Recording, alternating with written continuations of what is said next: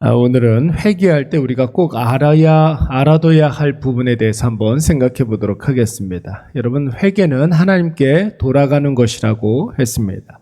하나님께 돌아가야 우리에게 필요한 모든 것들을 하나님께 공급받을 수가 있는 것이고, 하나님께 돌아가야 모든 일에 우리가 바른 방향으로 나아갈 수가 있는 것입니다. 시작이 정확하고 발라야지 여러분 바른 방향으로 나아갈 수 있지 않겠습니까?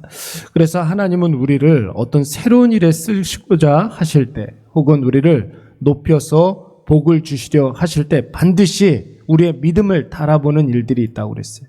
우리의 믿음이 어떠한가를 하나님도 알고 우리도 알게끔 하시고, 그와 더불어서 우리를 반드시 과거에 내가 알고 지은 죄 모르고 지은 모든 죄를 다 회개케 하신다고 그랬습니다. 여러분, 오늘 요셉의 형들을 시험하면서 자신들이 어떤 존재인지를 깨닫게 하고, 지난날에 자신들의 모습을 떠오르게 하고 자신들의 잘못을 회개할 수 있는 그런 기회를 주는 것을 볼 수가 있습니다. 어떻게 그런 기회를 줬습니까? 기적적으로 다시 만난 요셉의 형들을 3일 동안 이 감옥에 가두고 하나님을 생각나게 했다는 것이죠. 지난날 하나님 앞에서 자신들이 저질렀던 잘못을 생각나게 했습니다. 그리고 그들에게 회개할 수 있는 기회, 회개할 수 있는 시간을 준 것입니다. 여러분, 그 회개의 결과 요셉의 형들에게 두 가지 현격한 변화를 보여주고 있죠. 첫째는 애굽 총리 요셉도 하나님을 경외하는 사람이라고 알려주고 있습니다. 여러분, 얼마나 안심이 되었겠습니까? 자신들이 먼저 하나님을 섬기는 독실한 자들이라고 자기가 요셉에게 이야기를 했는데, 요셉도 총리도 하나님을 경외하는 사람이라고 밝히고 있는 거예요. 두 번째는 너희들에게 생명을 보존할 수 있는 새로운 방안을 제시하고 있는 것입니다. 사랑하는 여러분, 우리가 꼭 기억해야 할 것은 하나님이 우리에게 회개를 시키실 때에 철저히 회개하고 우리의 심령의 그릇을 깨끗하게 해주시는데, 그 깨끗한 그릇이 마련되면 반드시 그 그릇에 하나님의 은혜를, 하나님의 복락을, 하나님의 사명을 우리에게 허락해 주시는 줄로 믿습니다. 여러분, 그냥 그릇을 깨끗게 하는 게 아니에요. 우리가 설거지를 하는 이유가 무엇입니까? 또 쓰려고 그러는 것 아니겠습니까? 우리를 하나님께서 회개시키시는 이유는 무엇이냐면 사용하시려고. 하나님께서 그 깨끗한 그릇에 큰 복과 은혜를 주시려고 우리를 회개케 하시는 것입니다. 그래서 하나님께서는 우리에게 상상을 초월하는 놀라운 변화를, 우리가 한 번도 생각해 보지 못한 엄청난 은혜를 하나님의 때가 이르렀을 때 반드시 허락하시는 것이죠.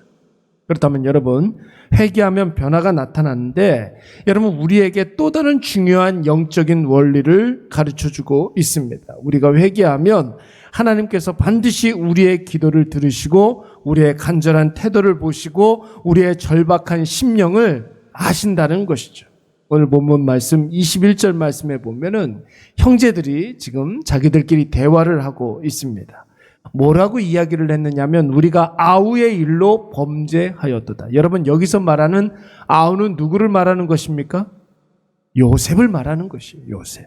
드디어 요셉의 형제들이 그동안 정말로 불문율로 생각하고 있었던, 금기시하고 생각했던 요셉의 이야기를 꺼내들고 있습니다. 여러분, 한번 생각을 해보십시오.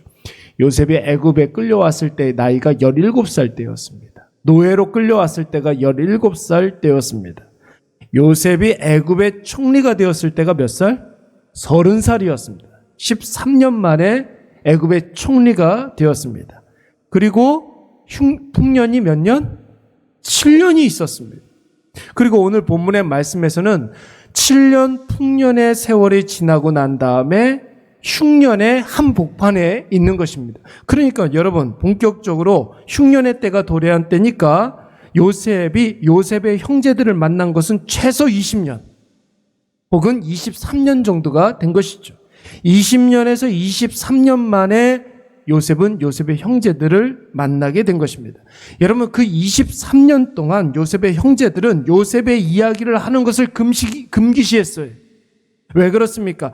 요셉을 죽이려고 했던 것도 사실이고 요셉을 노예로 팔아버린 것도 사실이고 그것은 여러분 누가 보더라도 명백하고 심각한 죄악이기 때문에 그런 것입니다. 요셉 이야기를 안 하기로 한 불문율을 깨고 오늘 드디어 요셉의 형제들이 요셉의 이야기를 하고 있는데 여러분 요셉의 형제들의 대화를 통해서 우리가 회개의 세 가지 요소를 우리가 배울 수가 있는 것이죠. 첫 번째는 무엇이냐면 그들은 자신들이 과거에 범한 죄를 죄로 인식하기 시작했다라는 것입니다. 여러분 21절 말씀에 보면 그가 우리에게 애걸했을 때에 요셉이 우리에게 살려달라고 애걸복걸했을 때에 그 마음의 두려움, 그 마음의 괴로움을 우리가 잘 알고도 그것을 들어주지 않았다는 것이 요셉에게 한 행동이 잘못됐다고 지금 고백하고 있는 것입니다. 그 잘못이 왜 잘못된 행동인지도 지금 밝히고 있어요. 요셉이 우리에게 애걸할 때의 그 마음의 괴로움을 보고도 듣지 아니하였다. 여러분 진정한 회개는 자신의 죄를 죄로 인식하면서부터 시작되는 것입니다. 왜 사람들이 명명백백한 죄에 대해서 회개하지 않습니까? 그게 잘못됐다고 생각하지 않는 거예요. 하나님도 알고 다른 사람들도 아는데 자기만 모르는 거예요. 남들도 다 그렇게 하는데 뭘. 이런 식의 생각으로 하나님 앞에 자기가 정당하다고 생각하는 사람들은 절대로 회개할 수가 없습니다.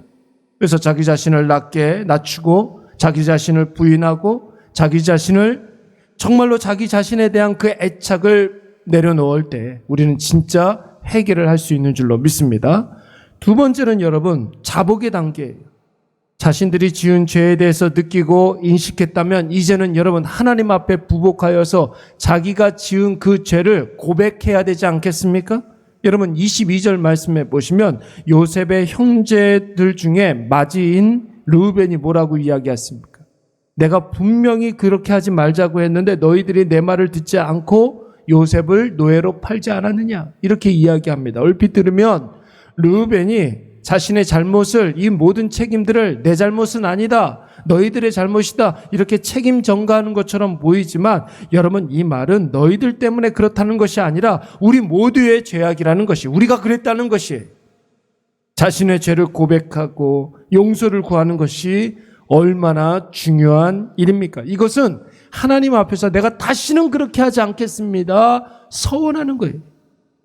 내가 고백을 할 때, 내 죄를 고백할 때 이것은 다시는 그렇게 하지 않겠습니다. 이렇게 약속하는 것입니다. 그리고 자기 자신에게 결단하고 다짐하는 것이죠. 그래서 여러분 회개의 두 번째 단계는 자복하는 거예요. 고백하는 거예요. 그래서 우리가 기도를 하는 것입니다. 우리가 회개 기도를 하면서 내 모든 죄악들을 하나님 앞에 낱낱이 다 고하는 거예요. 그래서 하나님 앞에 우리가 회개를 할 때에 내 모든 죄악들이 생각나게 해 주시옵소서. 생각나야 말을 할 수 있지 않겠습니까?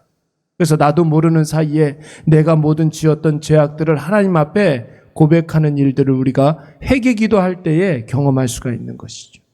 그리고 회개의 세 번째 요소가 돌이키는 것입니다. 여러분 22절 하반절 말씀을 보시면 르우벤이 뭐라고 이야기합니까? 그러므로 그 피의 핏값을 우리가 치르게 되었도다.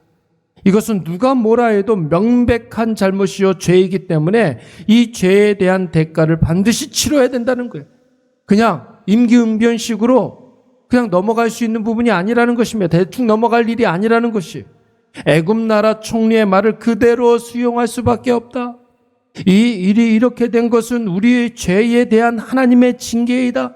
이렇게 고백하고 있는 것입니다. 그래서 결국 이 10명의 요셉의 형제들 중에 시므온이 나중에 포박당하여서 애굽에 남겨두고 나머지 9명의 형제들은 가나안으로 돌려보내지 않습니까? 그것을 기꺼이 수용할 수밖에 없는 거예요. 그리고 여러분 나중에 아버지 야곱에게 돌아간 이 요셉의 형제들이 더하지도 아니하고 빼지도 아니하고 있는 그대로 아버지에게 똑같이 고하게 됩니다. 여태까지 야곱의 아들들에게서는 찾아볼 수 없는 정직한 모습을 보게 되는 것이죠. 사랑하는 여러분, 회개의 3요소가 정리되고 있습니까? 자신의 죄를 죄로 인식하는 회심의 단계가 있어야 합니다. 두 번째, 자신의 죄를 정직하게 하나님 앞에 고백하는 자복의 단계가 있어야 합니다. 그리고 자신이 느끼고 자복한 그 죄를 다시는 짓지 아니하는 삶의 실천, 돌이킴이 있어야 할 줄로 믿습니다. 오늘 본문의 말씀을 한번 보십시오. 형제들은 자신들의 하는 대화를 요셉이 모른다라고 생각했어요. 애초에 처음부터 요셉의 형제들과 대화할 때 통역을 세웠었거든요. 그러니까 자신들이 하는 말을 요셉이 못 알아들을 것이다라고 생각한 거예요. 그러나 요셉은 다 알고 있었어요. 다 듣고 있었어요. 여러분, 우리를 시험하시고 우리의 믿음을 달아보시는 분이 누구이십니까? 하나님이시죠. 하나님은 우리의 마음을 다 아시는 줄로 믿습니다. 우리가 고백하는 모든 것들을 다 듣고 계시는 줄로 믿습니다. 다 듣고 우리의 모든 문제들을 해결해 주시는 분이 우리의 아버지가 되어 주시는 줄로 믿습니다. 오늘 이것을 꼭 기억하셔서 참된 회개의 자리로 나와서 새롭게 시작하시고 다시 출발하시는 저와 여러분이 되시기를 간절히 축원합니다. 우리 이 시간 말씀을 생각하면서 한번 다 같이 기도하도록 하겠습니다.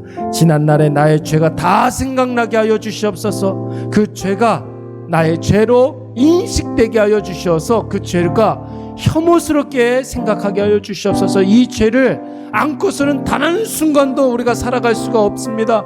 고백하게 하여 주시고 하나님 앞에 고백할 때에 그 모든 죄악들을 다시는 반복하지 아니하는 커다란 은혜를 허락하여 주시옵소서.